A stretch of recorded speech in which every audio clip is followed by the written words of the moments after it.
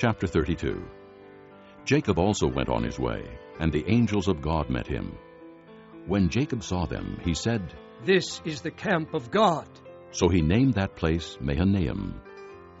Jacob sent messengers ahead of him to his brother Esau in the land of Seir, the country of Edom. He instructed them, "This is what you are to say to my master Esau.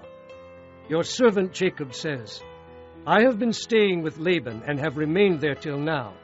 I have cattle and donkeys, sheep and goats, men servants and maid servants.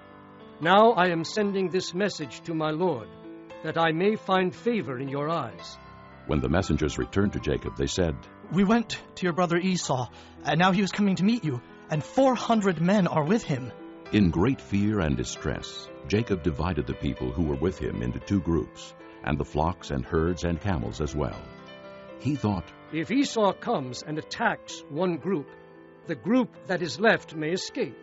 Then Jacob prayed, O God of my father Abraham, God of my father Isaac, O Lord, who said to me, Go back to your country and your relatives, and I will make you prosper.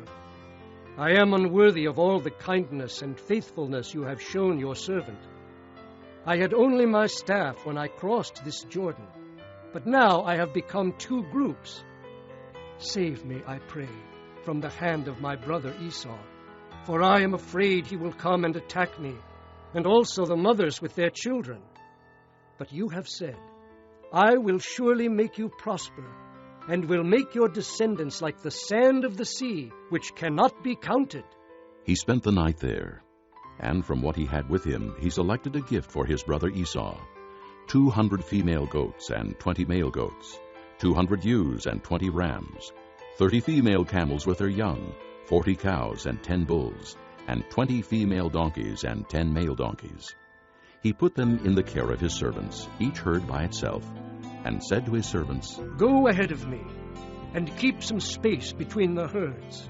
He instructed the one in the lead, When my brother Esau meets you and asks, To whom do you belong, and where are you going, and who owns all these animals in front of you? Then you are to say, They belong to your servant Jacob.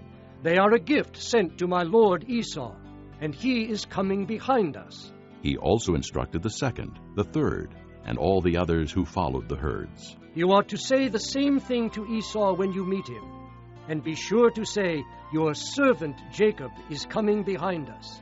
For he thought, I will pacify him with these gifts I am sending on ahead. Later, when I see him, perhaps he will receive me. So Jacob's gifts went on ahead of him, but he himself spent the night in the camp.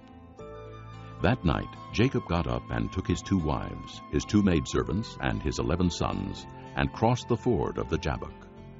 After he had sent them across the stream, he sent over all his possessions. So Jacob was left alone, and a man wrestled with him till daybreak. When the man saw that he could not overpower him, he touched the socket of Jacob's hip, so that his hip was wrenched as he wrestled with the man. Then the man said, Let me go, for it is daybreak. But Jacob replied, I will not let go unless you bless me.